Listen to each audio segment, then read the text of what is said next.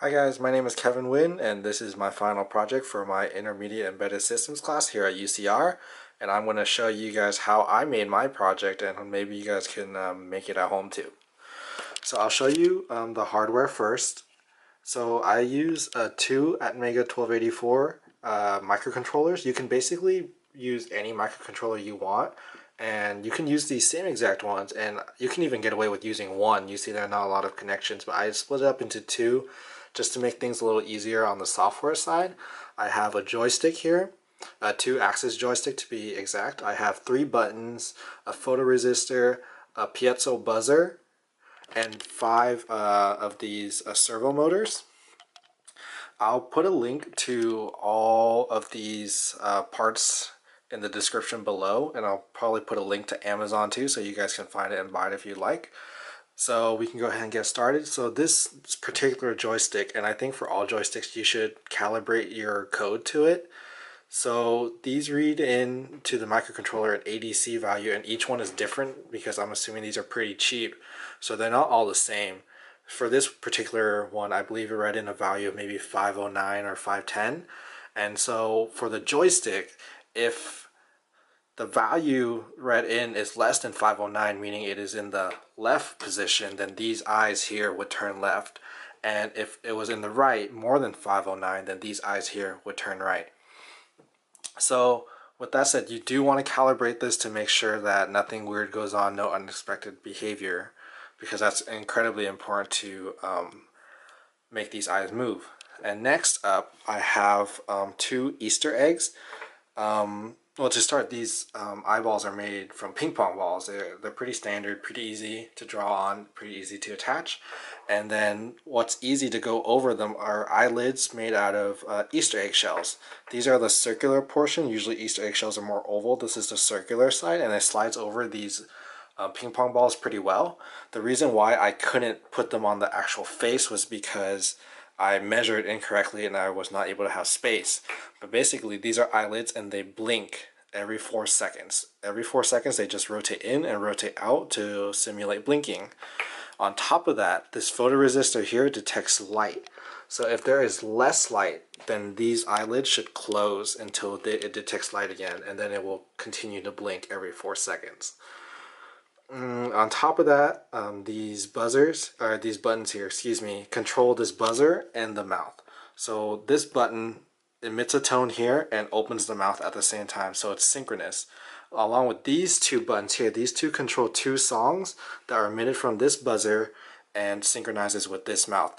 Now you don't necessarily need to write songs to synchronize with the mouth, but I thought that'd be fun to add onto this project. So we can go over a demo really quick of what it should look like, or how mine turned out. So we turn the system on, we got left, right, open the mouth, and you see it's blinking here every 4 seconds. It should blink right now. Go ahead, and then we'll go ahead and play a song really quickly.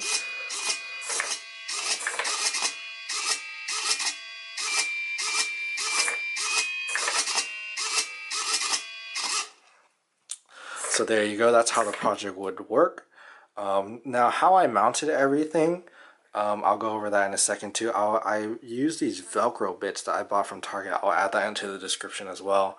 And you can see here, that's how I attached these balls to the controller, or I'm sorry, the motor. So next we can go over software for a little bit, if you want to write these songs.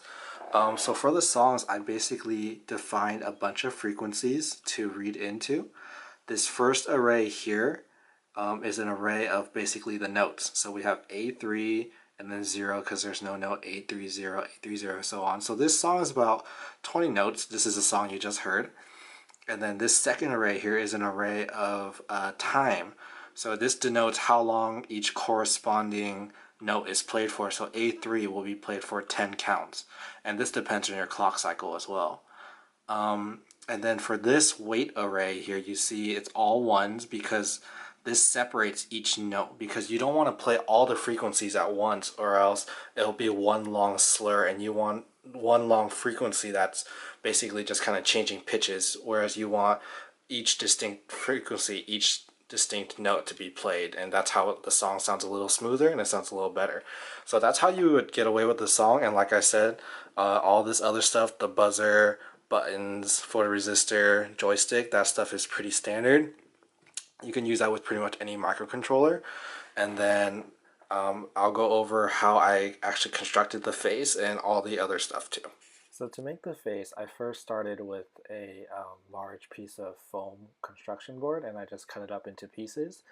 And then you want to print out the face that you want to make. So I chose C3PO, and then I roughly sketched that onto the foam board, and then I cut it out. The shape doesn't have to be exact, but it should be the same size so you don't get any too many loose pieces of paper. And so you see the two long rectangular pieces of foam. That's going to be the stand that you're going to attach your face to, and then the larger square one at the bottom is going to be your base for sturdiness. And so in this next image here, you can see that I mounted it, and so basically from here on it's constructed. You just need to make a little platform for your mouth and a little platform on the back side for your eyes that I'm going to explain in the following video. So you can see from the back of the face, like I just described, like this is all made out of that styrofoam board, that foam board.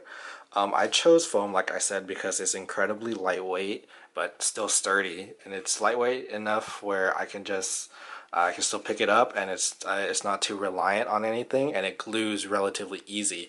So I just cut out two large, longer rectangles to actually mount the face on a platform. You don't necessarily need the platform if these two rectangular pieces are flat and even, but I put it just like that anyway to be more stable.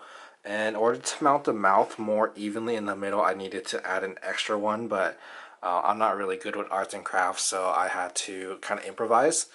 And I glued on this ledge here so I can put on these two motors. You can see once again I used the Velcro pieces to Velcro it on. And these motors are light enough where you can get away with the Velcro. This motor here, since it's sideways, the Velcro is too weak to support it, so I had to use super glue and other types of adhesives to keep it there. Same thing with the eyelets, like I said before. These are all used by Velcro. And then that's basically it. If you measure out correctly, unlike me, you could actually get these eyelets on the side here. And I actually left enough room on the front side to leave for the eyelids. I just didn't leave enough room on the actual sides. So that's basically it. You can get really creative with it. The face, you could choose any face. I chose C3PO because I love Star Wars, and it kind of fit the back styrofoam board pretty well.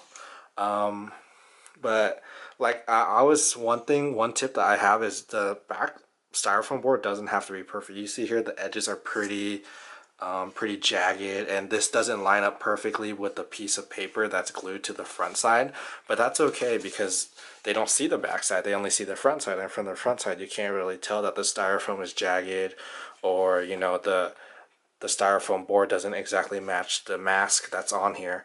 So that's about it. If you have any questions, feel free to email me. I'll leave my email in the link below, along with all the items that I use here today, all the parts, all the glue, pretty much everything. I'll put a link there, and I'll put a link to the Amazon as well.